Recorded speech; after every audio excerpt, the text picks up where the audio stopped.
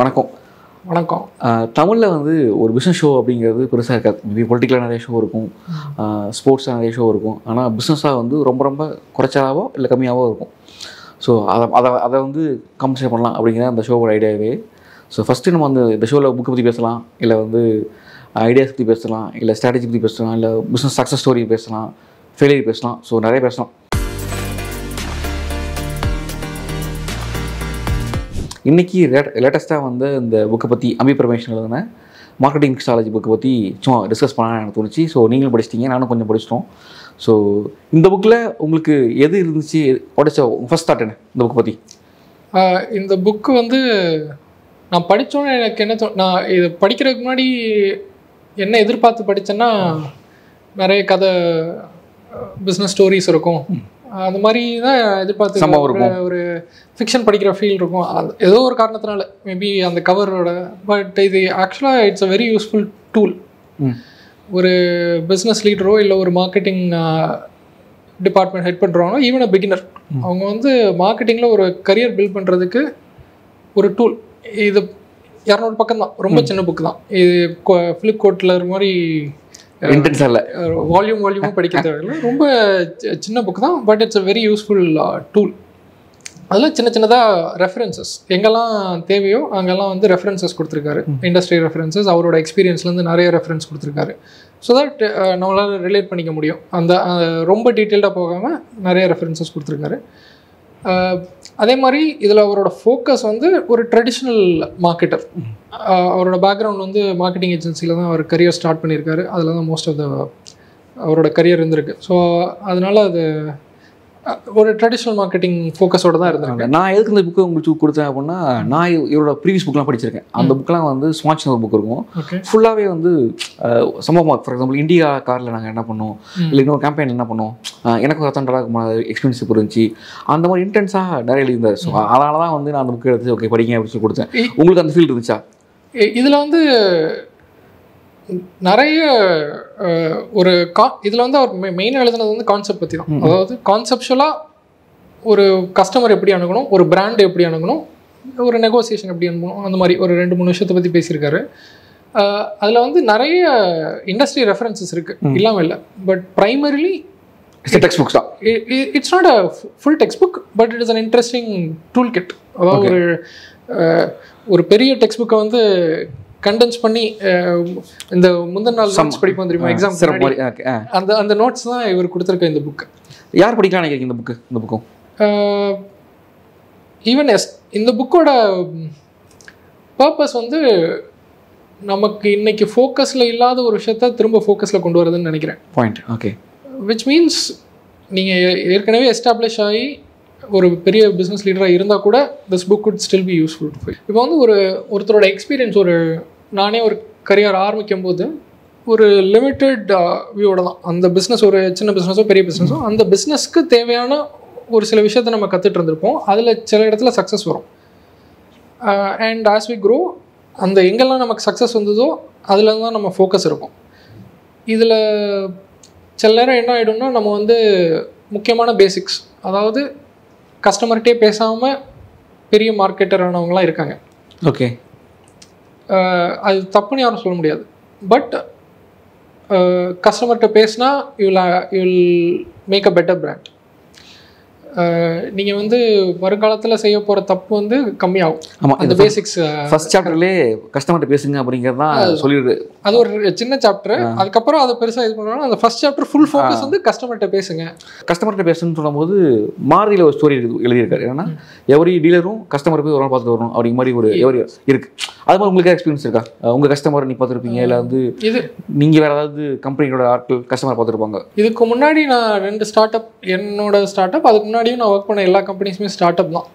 So நான் work பண்ண 2 கம்பெனிஸுமே work very closely with startup. ஒரு பாயிண்டில் வந்து இதுக்கு முன்னாடி நான் இருந்த ஸ்டார்ட் அப்பில் லிவிங் ஃபுட் இல்லையா? Living food. அதில் வந்து we wanted to expand the company. ஆனால் எங்களோட ப்ராடக்ட் கேட்டகரிஸ் வந்து ரொம்ப கம்மி தான். So what did we do, ஒரு 1500 கஸ்டமர் டேட்டாபேஸ் எடுத்து வி கால்ட் எவ்ரி ஒன். அந்த ஆக்சுவலாக customer support team, we change to a market research team. Everyone will have a quota for a day. கஸ்டமர்கிட்ட கூப்பிட்டு we will have a questionnaire or general discussion. We will have a detailed report on it.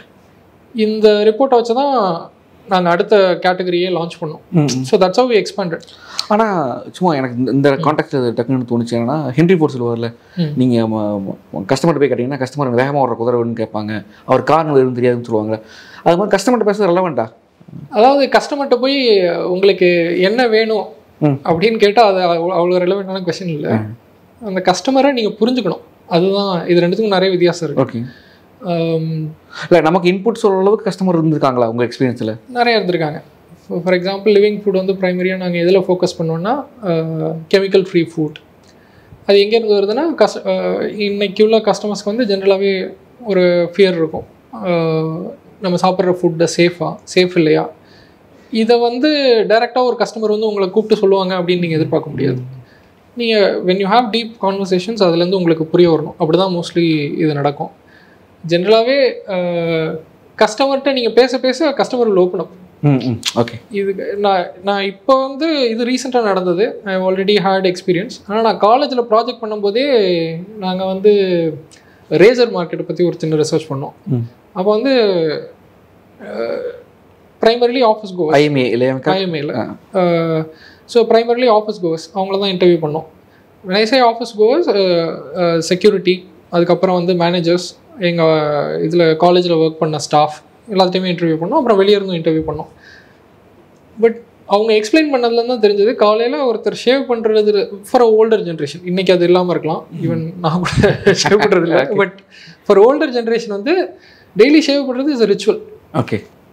கரெக்டாக அந்த டைமுக்கு இது பண்ணுவாங்க, கண்ணாடி எடுத்து வச்சுட்டு எல்லாமே முன்னாடி அரேஞ்ச் ஆகிருக்கும், ஃபுல்லாக ஷேவ் பண்ணி அவங்க வந்து அன்னைக்கு டேக்கு வந்து தயாராகிட்டாங்க அப்படின்னு சொல்கிறது வந்து அந்த ஷேவ் பண்ணுற மூமெண்ட். ஸோ அந்த ப்ராடக்டோட பொசிஷனிங் எப்படி இருக்கணும், அந்த அட்வர்டைஸ்மெண்ட் எப்படி இருக்கணும், அதெல்லாம் நாங்கள் டிசைன் பண்ணோம். It's not for a real product, இது ஒரு college project.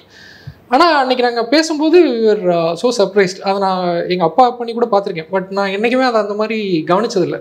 But when you talk to customers a lot you understand such things. So I think that's it's a great start to the book. அந்த customer so back to the book என்னன்னா அந்த SPANCO, நான் எனக்கு ரொம்ப பிடிச்சது வந்து அந்த SPANCO concept தான். க்ளோஷர் வேறு ஆர்டர் வேறு அப்படிங்கிறது தான் வந்து ஃபேண்டாஸ்டிக்காக இருந்துச்சு. ஸோ க்ளோஷர் பண்ணாவே ஆர்டர் நினச்சிட்டோம், அதுக்கும் ஆர்டருக்கும் சம்மந்தம் கிடையாது, பணம் வந்தால் தான் அப்படிங்கிறத பற்றி பேசியிருப்பார். What's thought on that? I think இது வந்து இவருக்கு கண்டுபிடிச்ச ஃப்ரேம் ஒர்க் கிடையாது. It was followed by Xerox. Okay. Which is world popular. நிறைய இடத்துல இதை ஃபாலோ பண்ணுறது தான். இப்போ ஈவன் இந்தியாவில் கூட எந்த கம்பெனியில் நீங்கள் ஒரு D2C டேரெக்டாக கஸ்டமர்கிட்ட செல் பண்ணுற எந்த கம்பெனிகிட்ட போய் கேட்டிங்கனாலும் சேல்ஸ் ஃபனல் அப்படின்னு ஒன்று சொல்லுவாங்க. ஒவ்வொரு கம்பெனி ஒவ்வொரு செட்டப் வச்சுருப்பாங்க. வேறு ஜெராக்ஸ் வந்து they given a format which is universally applicable. நீங்கள் அதுக்கேற்ற மாதிரி ட்வீக் பண்ணிக்கலாம். இந்த ஸ்பாங்கோ அப்படின்னா இட்ஸ் அ ஆக்ரோனிம். எஸ்னா சஸ்பெக்ட், பினா ப்ராஸ்பெக்ட், ஏனா அப்ரோச் ஆர் அனாலிசிஸ், அப்புறம் என்னென்னா நெகோசியேஷன், சீனா க்ளோஷர், அப்புறம் ஆர்டர். அதுதான் நீங்கள் சொன்னது. ஸோ சஸ்பெக்ட்னா இவங்கெல்லாம் நம்மளோட பொட்டன்ஷியல் கஸ்டமராக இருக்கலாம் அப்படின்னு ஆரம்பிக்கிறது. ஆர்டர்னா அவங்க காசு கொடுத்து உங்கள் பொருளை வாங்குறாங்க. இது ரெண்டுத்துக்கும் இடப்பட்ட ட்ராவல், அந்த கம்பெனி வந்து அதை எப்படி அனலைஸ் ட்ராவல் பண்ணும் அப்படிங்கிறது தான் இந்த ஸ்பாங்கோ. ஸோ இதில் வந்து இந்த க்ளோஷரும் நம்ம இதுக்கு முன்னாடி கொஞ்சம் டிஸ்கஸ் பண்ணப்போ கூட இந்த டாபிக் வந்தது. அது ஒரு இம்பார்ட்டண்ட் க்ளோஷர் முடிஞ்சுன்னு நினச்சிக்கிறோம். ஒரு சேல் வந்து க்ளோஷரில் முடியல அப்படிங்கிறது தான் பாயிண்ட். அதான் அந்த ஆர்டர் வந்து இப்போ ரொம்ப நாள் ஒர்க் பண்ணுவாங்க. சாதாரணமாக இந்த B2B கிளைண்ட்ஸ்லாம் B2B பிஸ்னஸில் இது பண்ணும்போது ரொம்ப நாள் அந்த லைஃப் சைக்கிளே ரொம்ப ஜாஸ்தி இருக்கும். ஏன்னா ஒரு ஃபைனான்ஸ் டீம் வரும், அவங்க ப்ரொக்யூர்மெண்ட் டீம் வரும், ஹவுஸ் கீப்பிங் டீம் வரும், அவங்களோட ப்ராசஸே அப்படி தான் இருக்கும். அது ஒரு நிறைய டீமை சாட்டிஸ்ஃபை பண்ணுற மாதிரி இருக்கும், நிறைய பேரோட கனெக்ஷனில் இருக்கணும். இதெல்லாம் பண்ணதுக்கப்புறம் ஒரு MOU ஏதோ சைன் பண்ணிவிட்டு உங்களோட ரெவென்யூவை நீங்கள் டேக் கேர் பண்ணணும். அதுக்கப்புறம் உங்கள் என்கேஜ்மெண்ட் எப்படி இருக்குது, ஆர்டர் வாங்கிக்கிட்டே இருக்கணும்.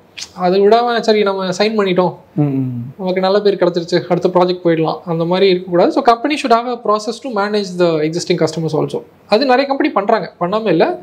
பட் அவர் அதை கிளியராக அந்த டிஸ்டிங்ஷனை சொல்லியிருக்காரு. ஆக்சுவலி இது மார்க்கெட்டிங் புக். ஆனால் மார்க்கெட்டிங் புக்கில் வந்து இதுக்கு சேல்ஸ் பற்றி பேசணும், செல்லிங் பற்றி பேசியிருக்கணும். ஒன்று வந்து அவரோட பேக்ரவுண்ட் இதுக்கு காரணம்னு நான் நினைக்கிறேன். அந்த மார்க்கெட்டிங் ஏஜென்சியில் அவர் இருந்ததுனால he is developing marketing strategy for his clients. அதே சமயம் he is also selling his own products to the clients. So அது ஒரு காரணம். அதை தவிர இன்னைக்கு நீங்கள் இண்டஸ்ட்ரியில் எடுத்து பார்த்தா கூட லாட் ஆஃப் கம்பெனிஸ் இது ரெண்டுத்தையும் மர்ஜ் பண்ணுறாங்க. At least at the highest level sales ஹெட்டோ இல்லை மார்க்கெட்டிங் ஹெட்டோ தான் ரெண்டு ஃபங்க்ஷனையும் ஹெட் பண்ணுற மாதிரி தான் இருக்குது. So there is a lot of overlap. புரிஞ்சுது. அது அப்படி இருக்கணும்னு அவசியம் கிடையாது, பட் நடைமுறையில் அப்படி இருக்குது. ஸோ அதை அவர் எடுத்துக்கிறாருன்னு வச்சுக்கலாம், அப்படிதான். அண்ட் இது செல்லிங்கிறத விட அதில் நெகோசியேஷன் அதெல்லாம் தான் ஃபோக்கஸ் பண்ணியிருக்காரு, விச் இஸ் யூனிவர்சலி யூஸ்ஃபுல். நீங்கள் ஒரு கரியரில் க்ரோ ஆகணும்னா நெகோசியேஷன் இஸ் வெரி இம்பார்ட்டன்ட். அதில் பயஸ் என்ன இருக்குது, நிறைய இது அவர் அடுத்து கேட்கலாம் நினச்சேன். பயஸ் பற்றி தான் பேசணும்னு நினச்சேன் நான். ஸோ இதில் பயஸ் பற்றி ஃபேண்டாஸ்டிக்காக போட்டிருந்தாரு. ஸோ நீங்களும் கூட பேசியிருந்தோம் டெகாய் எஃபெக்ட் நம்ம கான்வர்சேஷனில் இருந்துச்சு. ஸோ இது பயஸ்ன்றது ஆக்சுவலாக நம்ம வந்து நிறைய இடத்துல ஃபார் எக்ஸாம்பிள் பாப்பா வாங்க போகும்போது இல்லை வந்து எனி ஓடிடியில் பார்க்கும்போது இருக்கும், பட் அதுதான் இதுங்கிறதான் பேசியிருப்பார். எஸ் கனி மூரை போட்டு. எஸ். ஸோ இந்த ஃபஸ்ட்டு நான் பயஸ் ஜென்ரலாக எப்படி இருக்குன்னு சொல்லிடுறேன். அதாவது நம்ம ஹியூமன் பயஸ்ன்றது நம்ம எவல்யூஷனில் நமக்காக நம்மளோட இருந்தது. அதில் வந்து இப்போ ஒருத்தர் வந்து நம்மள்ட்ட ஒரு கேள்வி கேட்குறாங்கன்னா அந்த கேள்வியை நம்ம புரிஞ்சுக்கிற விதம் வந்து நம்மளோட லாஜிக்கல் பிரெயின் ஒரு மாதிரி புரிஞ்சுக்கும், நம்மளோட அனிமல் பிரெயின் ஒரு மாதிரி புரிஞ்சுக்கும். இது அந்த அனிமல் பிரெயின் எப்படி புரிஞ்சுக்குதுன்னு நம்மளோட லாஜிக்கல் பிரெயினுக்கு தெரியாது. இதுதான் அந்த பேசிக் பயஸோட பிறப்பிடம். இது வந்து நிறைய விதமாக வெளிப்படும் ஒவ்வொரு சுச்சுவேஷனுக்கு ஏற்ற மாதிரி. இதில் இவர் வந்து 2-3 பயஸ் தான் இது பண்ணிடுறாரு. இதை பற்றி நிறைய புக்ஸ் இருக்குது, நோபல் ப்ரைஸ்லாம் வாங்கியிருக்காங்க பயஸ் பற்றி ஸ்டடி பண்ணி. ஸோ இது வெரி இன்ட்ரெஸ்டிங் டாபிக். அது படித்தா நம்ம கரியருக்கு ஆக்சுவலாக இட்ஸ் வெரி யூஸ்ஃபுல். இதில் நம்ம எடுத்துக்கிட்டது இந்த இன்ட்ரெஸ்டிங் டீகாய் எஃபெக்ட்னு சொல்லுவாங்க. நீங்கள் இன்றைக்கி வந்து எந்த ஆன்லைன் போர்ட்டலில் போயிட்டு சப்ஸ்கிரிப்ஷன் மாடல் சூஸ் பண்ணாலும் 3 காலம் தான் இருக்குது. ஆல்மோஸ்ட் எவ்ரி நம்மகிட்டே தான் இருக்குது. இது தவிர நீங்கள் போயிட்டு ஒரு பிரியாணியில் சைஸ் சூஸ் பண்ணிங்கன்னா அங்கே 3 சைஸ் தான் இருக்கும். இது ஒரு ஸ்டாண்டர்ட் டெம்ப்ளேட் மாதிரி ஆகிடுது. இது ஏன் அப்படின்னா இந்த ஏதோ ஒரு பழைய படம், எனக்கு தெரியல, நான் புறக்கணை பண்ணி வந்த படமாக தான் இருக்கும். அதில் வந்து ஒரு சின்ன கோடை ஒரு பெரிய கோடை எப்படி சின்ன கோடை ஆக்குறது அப்படின்றதுக்காக பக்கத்தில் இன்னொரு அதை விட ஒரு பெரிய கோடை போட்டால் அது சின்னதாகிடும். அதுதான் இந்த டீகாய் எஃபெக்ட். ஸோ யூஸ்வலாக இந்த 3 செட்டப்பில் எப்படி இருக்கும்னா மொதல் ஆப்ஷன் வந்து ஒரு லிமிட்டட் ஃபீச்சர்ஸ் கம்மி ப்ரைஸில் இருக்கும், யார் வேணால் வாங்கி ட்ரை பண்ணலாம், அந்த லெவலில் தான் இருக்கும். அப்புறம் அவங்க வந்து அப்செல் பண்ணுறதுக்காக அதை விட ஜாஸ்தி ஃபீச்சர்ஸோட ஜாஸ்தி விலையில் இன்னொரு ப்ராடக்ட் அவங்களுக்கு செல் பண்ணணும். ஆனால் இப்போ இந்த 2 ஆப்ஷன் மட்டும் கொடுத்தா இவங்க வந்து எல்லாரும் சின்னதை வாங்கிட்டு போயிடுவாங்க. ஏன்னா எனக்கு மந்த்லி சப்ஸ்கிரிப்ஷன் எடுக்கிறதுக்கு பதிலாக 1 மாதத்துக்கு மட்டும் நான் எடுத்து பார்த்துக்கிறேன் அப்படி எடுத்துருவாங்க. ஸோ இப்போ வந்து இந்த 2வது ஆப்ஷனை வந்து இதை விட பெட்டராக தெரிய வைக்கணும்னா என்ன பண்ணுவாங்கன்னா 3வது இன்னொரு ஆப்ஷன் இன்ட்ரடியூஸ் பண்ணுவாங்க. ஒன்று ப்ரைஸை ரொம்ப ஜாஸ்தி வச்சுருவாங்க, ஃபீச்சர் வந்து 2வது ஆப்ஷனோட கொஞ்சம் ஜாஸ்தி இருக்கும், பட் ப்ரைஸ் ரொம்ப ஜாஸ்தியாக இருக்கும். அப்படி இல்லைன்னா இந்த 2வது ஆப்ஷன் வந்து 3வது ஆப்ஷனை மாற்றிட்டு ஃபீச்சர்ஸ் வந்து ரொம்ப கம்மியாக கொடுப்பாங்க, ப்ரைஸ் வந்து சேமாக வைப்பாங்க. ஸோ தட் இந்த எந்த ஆப்ஷன் அவங்களுக்கு விற்கணுமோ அந்த ஆப்ஷனுக்கு வந்து கஸ்டமர்ஸ். இதில் வந்து நிறைய எக்ஸாம்பிள்ஸ் இருக்குது. எனக்கு ரொம்ப பிடிச்ச எக்ஸாம்பிள் வந்து இந்த எக்கானமிஸ்டோட சப்ஸ்கிரிப்ஷன் மாடல். ஃபர்ஸ்ட் ஆப்ஷன் 2000 ரூபாய்க்கு வந்து ஆன்லைனில் போய் எவ்வளோ வேணால் ஆர்டிகல்ஸ் படிச்சுக்கலாம். அதே மாதிரி செகண்ட் ஆப்ஷன் வந்து 4000 ரூபாய்க்கு பிரிண்ட் வீட்டுக்கு வந்துடும், டெலிவர் ஆகிடும் for a year or something. இப்போ இந்த 3வது ஆப்ஷன் இன்னொன்று இன்ட்ரடியூஸ் பண்ணாங்க, அதுவும் 4000 ரூபாய் தான், பட் பிரிண்ட்டு இருக்கும், ஆன்லைனும் அன்லிமிட்டட். ஸோ இப்போ வந்து இந்த 2வது ஆப்ஷனை யாருமே சூஸ் பண்ண போகிறது கிடையாது. ஆப்வியஸ்லி இந்த 3rd option is the most attractive option. ஆனால் இப்போ இந்த 2வது ஆப்ஷனை எடுத்துட்டிங்கன்னா maybe first option will also appeal to you. இப்போ எனக்கு வந்து நான் ஆஃப்லைனில் படிக்கணும்னு அவசியம் இல்லை, பட் அந்த 2000 ரூபாய்க்கு நான் ஆன்லைனில் எல்லாத்தையும் படிச்சுக்கலாம் அப்படின்னு நான் முடிவு பண்ணலாம். ஹவர் 2வது ஆப்ஷனில் வந்து வெறும் பிரிண்ட்டுக்கு மட்டும் 4000 ரூபாய் ப்ளஸ் 3வது ஆப்ஷனுக்கு வந்து 4000 ரூபாய்க்கு பிரிண்ட் ப்ளஸ் இதுன்னு கொடுக்கும்போது எனக்கு வந்து அது ரொம்ப லாபமாக தெரியுது. Actually I'm losing 2000 rupees extra. அது லாபம் கிடையாது, ஆனால் இந்த ஆப்ஷன் பார்த்ததுனால எனக்கு அது லாபம் செய்யும். இது வந்து இப்போ ஆன்லைனில் இந்த ஜொமேட்டோ கோல்டு இது தவிர ஸ்டார்பக்ஸில் அந்த சைஸ் அதுவும் ஒரு பாப்புலர் எக்ஸாம்பிள். ஃபஸ்ட்டு ஸ்டார்டிங் வந்து லார்ஜ்னு வச்சுருப்பாங்க, அடுத்து வந்து கிராண்டேன்னு வச்சுருப்பாங்க, அடுத்து வந்து வெண்டின்னு வச்சுருப்பாங்க. இப்போ வந்து லார்ஜ் வந்து கம்மி விலையில் இருக்கும், லார்ஜை விட கொஞ்சம் ஜாஸ்தி விலைக்கு ஆனால் ரொம்ப நிறைய குவான்டிட்டி கொடுப்பாங்க கிராண்டேல. வெண்டி வந்து கிராண்டேவோட குவான்டிட்டி கொஞ்சம் ஜாஸ்தியாக இருக்கும், பட் ப்ரைஸ் ரொம்ப ஜாஸ்தியாக இருக்கும். ஸோ தட் உங்களுக்கு வந்து profitable best value for money வந்து கிராண்டே தான் தெரியும், அந்த ரெண்டாவது ஆப்ஷன். ஸோ இது வந்து ரொம்ப ரொம்ப காமனாக எல்லாரும் யூஸ் பண்ணுறது. நம்ம டெய்லி இதை பார்த்து நம்மளும் அதை ரியலைஸ் பண்ணாமல் ஜாஸ்தி விலை கொடுத்து தான் வாங்கிட்டு இருக்கோம். Okay. So back to book என்னன்னா, இந்த புக் வந்து ஒரு அகடமிக் புக் மாதிரி உங்களுக்கு தோணுச்சா? இல்லை அந்த மாதிரி அந்த ஃபீல்டு எனக்கு சில சமயங்கள் சில 2-3 சாப்டர் படிக்கும்போது கொஞ்சம் அகடமிக் இது இருந்துச்சு எனக்கு. அப்படி தோணுச்சு உங்களுக்கு? அதாவது அவர் இந்த புக் வந்து டோட்டலாக ஃபன் ஓரியன்டாக இல்லைனாலும் எனக்கு அகடமிக் ஃபீல் வரல. ஆனால் சில இடத்துல வந்து அந்த ஃப்ரேம் ஒர்க்ஸ் வந்து ரொம்ப கிளியராக இருக்கணுன்றதுக்காக அவர் அதை டீட்டெயில் பண்ணியிருக்காரு. ஸோ அட் தட் பாயிண்ட்ஸ் இதை நீங்கள் எப்படி பார்க்கணுன்னா, it's a handy notes. Okay, அப்படி தான் பார்க்கணும். நீங்கள் வந்து இதை அகடமிக் அளவுக்கு ரொம்ப டீட்டெயில்டாக அவர் எழுதலை, but the framework is very clear. நான் வந்து இன்னைக்கு இதை பண்ணணும் அப்படின்னா எப்படி பண்ணணும் அதை வந்து ரொம்ப தெளிவாக சொல்லியிருக்காரு. அண்ட் இட்ஸ் பிராண்டு எல்லா லெவலையும் சொல்லியிருக்காரு, எல்லா லெவல்லையும் சொல்லியிருக்காரு. இது இல்லாதனா அது எதை சொல்லுவீங்க? இந்த புக்கில் இல்லை மிஸ் பண்ணிட்டாங்க அப்படின்னா இது ரொம்ப முக்கியம். இன்னைக்கு வந்து கொஞ்சம் டிஜிட்டல் மார்க்கெட்டிங்கில் வி ஷுட் ஆல் ஃபோக்கஸ். ஏன்னா ஆன்லைன் டிஸ்ட்ரிபியூஷன்றது ரொம்ப ரொம்ப பரவலாயிடுச்சு. ஐ மீன் இப்போ அமேசான்லேயோ ஃப்ளிப்கார்ட்லேயோ விற்கிற வால்யூம்ஸ்லாம் பார்க்கும்போது any product will have to be online as well. அதே மாதிரி இன்றைக்கி வந்து நீங்களே ஒரு வெப்சைட் ஆரம்பித்து உங்களாலையும் டிஸ்ட்ரிபியூட் பண்ண முடியும். அதுக்கு லாஜிஸ்டிக்ஸ் பார்ட்னர்ஸ் நிறைய பேர் வந்துட்டாங்க, வேர் ஹவுசிங் பார்ட்னர்ஸ் வந்துட்டாங்க. உங்களுக்கு சாஃப்ட்வேர் வெப்சைட் க்ரியேட் பண்ணுறதுக்கு சும்மா ப்ளக் அண்ட் ப்ளே ஒரு மணி நேரத்தில் உங்களால் வெப்சைட் லான்ச் பண்ண முடியும் with all your products in it. So அது இருக்கப்போ டிஜிட்டல் மார்க்கெட்டிங் அப்படிங்கிறது இட்ஸ் வெரி இம்பார்ட்டண்ட். ஆனால் அதை வந்து அவர் இதில் பேசல. ப்ராப்ளி அவர் வந்து கான்ஷியஸாக அதை விட்டுருக்காரு. ஏன்னா டிஜிட்டல் மார்க்கெட்டிங்கோட மைண்ட் செட் வந்து கொஞ்சம் more logical and mathematical, more evolve ஆகிட்டே இருக்கும். அதுவும் உண்மைதான். ஏன்னா லாஸ்ட் 20 இயர்ஸாக தான் இது இப்போ என்ன சொல்கிறது, இட் ஹஸ் பிகம் எழுதி வேற கான்செப்ட் வந்துடலாம். அதுவும் உண்மைதான்.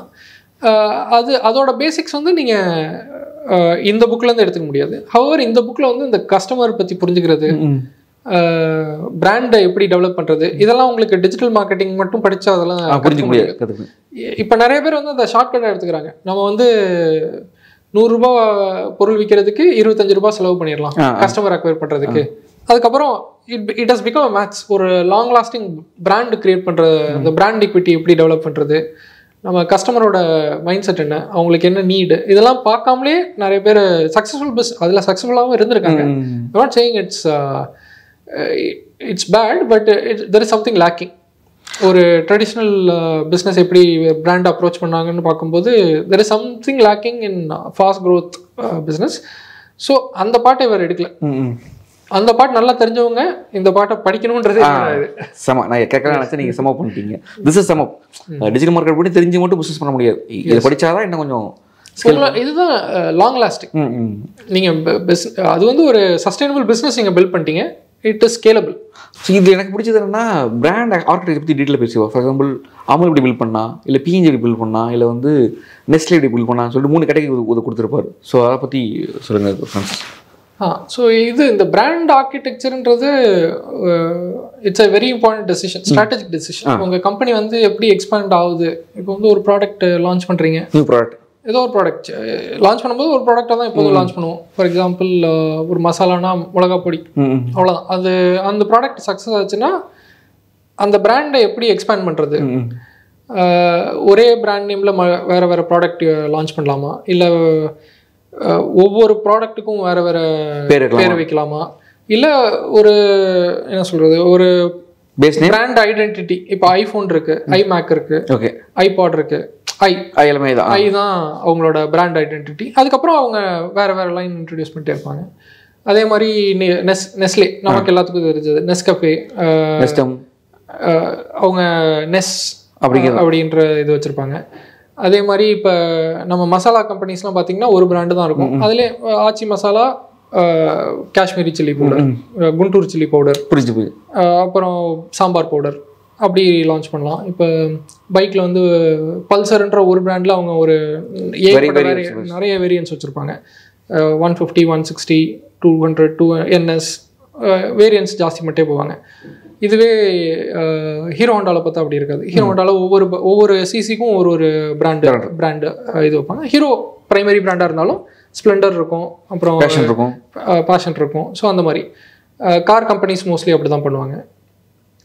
பட் எஃப்எம்சிஜிக்கு முன்னாடி தான் நிறைய பிராண்ட் உருவாக்கியிருக்காங்க. ஆனால் அவங்க ஒருபோதும் வந்து பேஸ் பிராண்டை யூஸ் பண்ணதே கிடையாது. ஃபார் எக்ஸாம்பிள் பிஎன்ஜி ஆக்கலாம், ஹெச்யூஎல் இருக்கலாம், இல்லை வந்து கெவின் கேர் ஆக்கலாம். அவங்க ஒருபோதும் அந்த பிராண்ட் யூஸ் பண்ணிக்க மாட்டாங்க. ஒவ்வொருத்துக்கும் புது பேர் இருக்கிறாங்கல்ல, அது இருக்கலாம். பட் இப்போ நம்ம பதாஞ்சலி அவங்க வந்து ஒரே பிராண்டு தான் யூஸ் பண்ணுறாங்க. ஸோ ஓகே, பதாஞ்சலி தான் அவங்க பிரைமரி பிராண்ட். ஸோ இது வந்து நம்ம வந்து இப்படி பண்ணலாம். அவங்க வந்து அவங்களோட வேல்யூவேஷன் இன்னைக்கு எங்கேயோ இருக்கு. ஆமாம், எனக்கு 10,000 கோடி சேல்ஸ் நினைக்கிறேன். அதான். ஸோ அவங்க எப்படி பொசிஷன் பண்ணாங்க அதெல்லாம் பார்க்கலாம். பட் அவங்களோட பிரைமரி ஸ்ட்ரென்த் என்னவோ, ஸ்ட்ரென்த் வந்து அவங்களோட வேல்யூஸ் வந்து பதாஞ்சலி அந்த ட்ரெடிஷன் ஏன்ஷியன் டெக்ஸ்ட்லேருந்து இது எடுக்கிறது கூட இப்படி பண்ணலாம். எப்படி அது உங்களோட எதில் ஃபோக்கஸ் பண்ணுறீங்க அப்படின்றத பொறுத்து தான். இப்போ ஒரு ஜெர்மன் பிராண்ட் இருக்குது செபாமெட். செபா அவங்க வந்து செபான்னு யூஸ் பண்ணி புது புது ப்ராடக்ட்ஸ் லான்ச் பண்ணுறாங்க. இல்லை செபாமெட்னே நிறைய ப்ராடக்ட் லைன் வச்சுருக்காங்க. ஸோ உங்களோட வேல்யூ எப்படி ரிஃப்ளெக்ட் ஆகுது கஸ்டமர்ஸ்க்கு அப்படின்றது. இப்போ ஆப்பிளுக்கு வந்து அந்த ஐன்றது தான் அவங்களோட ஐடென்டிட்டி, அதை அவங்க லூஸ் பண்ணக்கூடாது. ஓகே. வேறஸ் பிஎன்ஜிக்கு அப்படி இல்லை. ஏரியல் ஒவ்வொரு ப்ராடக்ட்டும் ஒவ்வொரு பொசிஷன். அவங்க சோப்லேயே ஒரு 7-8 சோப் வச்சுருக்காங்க. இப்போ ஒரு மிட் ஏஜ் ஃபீமேல்ஸ்னால் சந்தூர், யங் மாம் அந்த மாதிரி அவங்களுக்கு சந்தூர், அப்புறம் லிரில், சிந்தால். அவங்க அதாவது ஒரு வைட் ரேஞ்ச். ஒவ்வொரு பொசிஷனுக்கும் ஒவ்வொரு வேல்யூ சிஸ்டம், ஒவ்வொரு பேர் வைக்கிறாங்க. அது ஒரு டைப் ஆஃப், அது அப்படி தான் வைக்கணுமான்னு அவசியம் கிடையாது. உங்களோட வேல்யூ சிஸ்டம் வந்து உங்கள் கஸ்டமர்ஸ் அக்ராஸ் கான்ஸ்டன்ட் அப்படின்னா நீங்கள் ஒரே பிராண்ட் யூஸ் பண்ணலாம். தட் இஸ் பதாஞ்சலி அந்த எக்ஸாம்பிள். ஆனால் இவர் இந்த புக்கில் எச்சரிக்கை என்னென்னா, ஒருவேளை உங்கள் பேஸ் பிராண்டில் எக்ஸ்டெண்ட் பண்ணிட்டு அந்த எக்ஸ்டெண்ட் பண்ண பிராண்ட் ஃபெயில் ஆயிடுச்சுன்னா பேஸ் பிராண்டும் ஃபெயில் ஆக வாய்ப்பு இருக்குது அப்படிங்கிறதையும் ஒரு ஃபெயில் ஆகலான்றது அடிபடும். பட் அந்த எஃபெக்ட் வந்து அவங்க இப்போ ஃபார் எக்ஸாம்பிள் இப்போ டாடா மோட்டார்ஸ்ன்னு இருக்கு.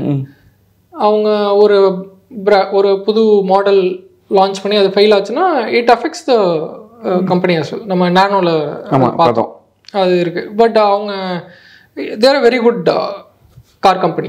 பட் அவங்களோட பொசிஷனிங், ஒரு பிராண்டோட அந்த கார் லான்ச் பண்ணப்போ அந்த பொசிஷனிங் வந்து அவங்களால கரெக்டாக கிராக் பண்ண முடியல. அது வந்து அவங்களுக்கு பாதகமாக முடிஞ்சது. ஓகே, பிராண்ட் பொசிஷனிங் 3 மேட்டர் சொல்லியிருந்தார்ல, அதை சொல்லுங்கள். ஒரு பிராண்டை செக் பண்ணுறீங்கன்னா 3 விஷயத்தை செக் பண்ணிட்டு லான்ச் பண்ணுங்கள். ஸோ இது வந்து இது லான்ச் பண்ணல, any communication, any brand communication, any brand communication has to go through 3 filters. I think it's a very good framework to have. நம்ம வந்து புதுசாக யாரோ ப்ரொபோசல் கொடுக்குறாங்க நம்ம டீமில் இருந்தோம், யாரோ ஒருத்தர், இல்லை நம்மளே ஒரு ப்ரொபோசல் கொடுக்குறோன்னா we should first pass this through 3 filters. அதான் சொல்கிறேன். ஃபர்ஸ்ட் ஃபில்டர் வந்து பிராண்ட் ஃபில்டர். இந்த கம்யூனிகேஷன் வந்து நம்ம பிராண்ட் ஐடென்டிட்டியோட மேட்ச் ஆகுதான். ஃபார் எக்ஸாம்பிள் இப்போ ரொம்ப ரீசெண்டாக பார்க்கணுன்னா ஜாக்வார் ஒரு கேம்பெயின் பண்ணாங்க. கொஞ்சம் ஓக் கல்ச்சர் வச்சு நிறைய கலர்ஸ் யூஸ் பண்ணி. ஆனால் அவங்களோட ட்ரெடிஷ்னல் பிராண்ட் ஐடென்டிட்டி அது கிடையாது. அதை சேஞ்ச் பண்ணணுன்னு தான் பண்ணாங்க. ஹவவர் மக்கள் அந்த பிராண்ட் புது பிராண்ட் இமேஜை அவங்களால ஏற்றுக்க முடியல. ரொம்ப பேக்லாஷ் ரொம்ப பயங்கரமாக இருந்தது. அடுத்து வந்து இது வந்து பிராண்ட் ஐடென்டிட்டியோட மேட்ச் ஆகுதா, நம்ம ஜென்ரலாக டெவலப் பண்ணியிருக்க இமேஜுக்கு எந்த பாதிக்காதா, நான் சிங்கில் எதுவும் போயிடக்கூடாது. அதுதான் இன்றைக்கி வந்து ப்ரீமியம் பிராண்ட்னா நீங்கள் வந்து ரொம்ப சீப்பாக பொசிஷன் பண்ணிடக்கூடாது. மக்கள் வந்து அந்த ப்ராடக்ட்லேருந்து ரொம்ப ஜாஸ்தி எதிர்பார்க்குறப்ப நீங்கள் வேறு எதுவும் சொல்லிடக்கூடாது. அப்புறம் வந்து கம்யூனிகேஷன் ஃபில்டர். இது கம்யூனிகேஷன் ஃபில்டர்னா இதை படிக்கிறவங்களுக்கு இது உடனே புரியுமா, நம்ம சொல்கிற வர மெசேஜ் தான் அவங்களுக்கு போய் சேருமா, தப்பான மெசேஜ் போய் சேர்ந்துருமா. நானோவில் திரும்பவும் அதே எக்ஸாம்பிள் எடுத்துக்கலாம். நான் இதுக்கு வந்து ஒரு கம்பேரிசன் கூட சொல்லலாம். இங்கே வந்து டிவிஎஸ் 50 இருந்தது நம்ம ஊரில். அதே மாதிரி நார்த்தில் பஜாஜ் அந்த ஸ்கூட்டர். டிவிஎஸ் 50 வந்து கொஞ்சம் எம்ஐடி சொல்கிறீங்களா? இல்லை, டிவிஎஸ் 50, பஜாஜ் வந்து ஸ்கூட்டர் அந்த கியர்ஸ் எம்ஐடி, அது சீட்டா. ஓகே. அதுக்கு வந்து அட்வர்டைஸ்மெண்ட் வந்து ஹமாரா பஜாஜ் பண்ணாங்க. நம்ம டிவிஎஸ் 50 வந்து நம்ம ஊர் வண்டி. அவங்க என்றைக்குமே வந்து உங்கள் பட்ஜெட்டில் யூஸ்வலாக அந்த அவங்க லான்ச் பண்ண டைமில் தான் ஃபஸ்ட்டு நம்ம வந்து ஒரு அக்ரேரியன் சொசைட்டிலேருந்து ஆஃபீஸ் போகிறவங்க, மாத சம்பளம் வாங்க, இஎம்ஐயில் போட்டு வண்டி வாங்குறவங்க, இவங்கெல்லாம் இப்போ தான் வர ஆரம்பித்தாங்க. அவங்களுக்கு ஃபோக்கஸ் பண்ணி தான் நம்ம ஒரு வண்டின்னு தான் போட்டாங்க. அவங்க வந்து உங்கள் பட்ஜெட்டில் துண்டு இல்லாமல் வண்டி வாங்கணும்னு யாரும் சொல்லலை. அப்படி சொல்லியிருந்தா அது கரெக்டாக போய் சேர்ந்துருக்குமான்னு நமக்கு தெரியாது. ஆனால் நானோ வந்து ஃபர்ஸ்ட் கார் பையர்ஸை ஃபோக்கஸ் பண்ணாங்க. ஒரு அப்கிரேட், நம்ம வந்து ஏற்கனவே 2 வீலர் இருக்க ஃபேமிலியில் ஒரு 4 வீலர் வருது.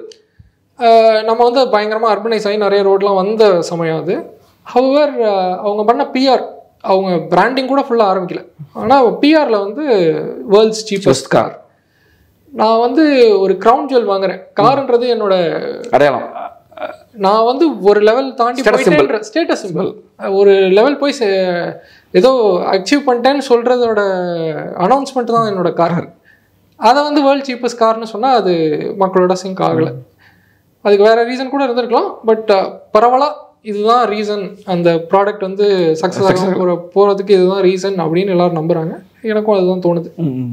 ஸோ உங்களோட கம்யூனிகேஷன், இது வந்து பிராண்ட் ப்ளஸ் கம்யூனிகேஷன் ரெண்டும் சேர்ந்த விஷயம் இப்போ நம்ம டிஸ்கஸ் பண்ணுது. பட் கம்யூனிகேஷன் ஃபில்டர்ன்றது, இந்த கம்யூனிகேஷன் வந்து கிளியராக இருக்கா, ப்ரிசைஸாக இருக்கா? அதாவது இப்போ நீங்கள் ஹோர்டிங்கில் போடுறீங்க, எழுத்து பெருசாக இருக்கா, அந்த அளவுக்கு புரிஞ்சுது. அதான் இது போய் சேருமா பார்க்குறவனுக்கு. ஒரு நீங்கள் வந்து சோஷியல் மீடியாவில் போஸ்ட் போடுறீங்க, கலர்ஸ்லாம் அவங்க ஸ்க்ரோல் பண்ணுறதை நிறுத்தி உங்கள் ஆட் பார்க்குற அளவுக்கு நீங்கள் கரெக்டாக கலர்ஸ் இருக்கா? கூகுள்ங்கிற பேரே வந்து மிஸ்கம்யூனிகேஷன் வந்த பேர் தானே, வேறு ஏதோ பேர் உருவாக்கும் போது கூகுள்னு போட்டாங்க, அதுவே பேர் ஆகிடுச்சு. ஸ்டார்ட் அப்பில் இதெல்லாம் ரொம்ப சாதாரணம். இது வந்து கம்யூனிகேஷன் நீங்கள் ஸ்டார்ட் அப் பண்ணியிருந்தீங்கன்னா உங்களுக்கு புரியும். நிறைய எல்லா இடத்துலையும் நம்மளால எல்லாமே கரெக்டாக பண்ண முடியாது. ஸோ ரொம்ப வேகமாக ஓடுறப்ப அது சில நேரம் ஒர்க் அவுட் ஆகிடும். கூகுள்ன்ற பேர் இப்போ தெரியாம உலகத்தில் யாரும் இருக்கா. ஆனால் அதுவே வந்து ஒரு தப்பான ஜட்ஜ்மெண்ட்டில் வந்த பேர் தான் அப்படிங்கிறது தான் படிச்சிருக்கோம். 3வது ஃபில்டர் என்ன? Campaign filter. கேம்பெயின் ஃபில்டர்னா ஒரு கேம்பெயின், இப்போ நம்ம ஒரு மார்க்கெட்டிங் கேம்பெயினோ ஏதோ ஒரு கம்யூனிகேஷன் கேம்பெயின் நம்ம ஆரம்பிக்கும் போது அதுக்கு ஒரு அப்ஜெக்டிவ் இருக்கும். மக்களுக்கு நம்ம பிராண்டை கொண்டு போய் சேர்க்கறது, அவங்களுக்கு தெரியணும் இப்படி ஒரு பிராண்ட் இருக்குது. இப்போ நீங்கள் வளர்ந்து வர பிராண்டு எல்லாத்துக்கும் தெரியணும் அப்படின்னா அது ஒரு அப்ஜெக்டிவ். எங்களுக்கு இவ்வளோ சேல்ஸ் வேணும், இப்போ தீபாவளி ஆஃபர் போடுறோம், இவ்வளோ சேல்ஸ் வரணும், அது ஒரு அப்ஜெக்டிவ். அப்படி இல்லைனா இவ்வளோ லீட்ஸ் ஜென்ரேட் பண்ணணும், எங்களுக்கு இவ்வளோ என்கொயரி வரணும், ஒரு B2B பிஸ்னஸ்லையோ இல்லை ஒரு ரியல் எஸ்டேட்டில் இருக்கவங்களோ அந்த மாதிரி லீட்ஸ் இவ்வளோ ஜென்ரேட் பண்ணணும். ஸோ இதெல்லாம் அப்ஜெக்டிவ். இந்த அப்ஜெக்டிவ் இந்த அட்வர்டைஸ்மெண்ட் போட்டால் நடக்குமா?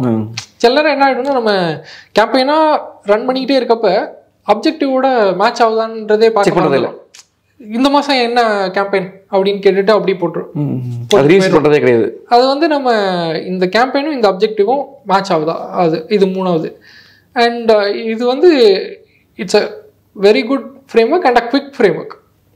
நம்ம பார்க்கும்போது இது 3த்தையும் உடனே அனலைஸ் பண்ணிட முடியும். ஏன்னா ஆஸ் அ பிசினஸ் செக்லிஸ்ட் மாதிரி செக்லிஸ்ட்ல இது ஒரு மென்டல் இது. ஓகே ஓகே, நீங்கள் வந்து ஒரு கேம்பெயின் எப்படி பார்க்கணும், எந்த கண்ணோட்டத்தில் பார்க்கணும்னா இது 3 தான்.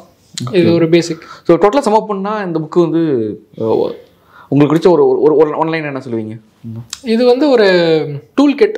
எக்ஸாமில் பிட்டு கொண்டு போகிற மாதிரி இந்த புக்கு வந்து என்னோட மார்க்கெட்டிங் கரியருக்கு யூஸ் பண்ணிக்கலாம்.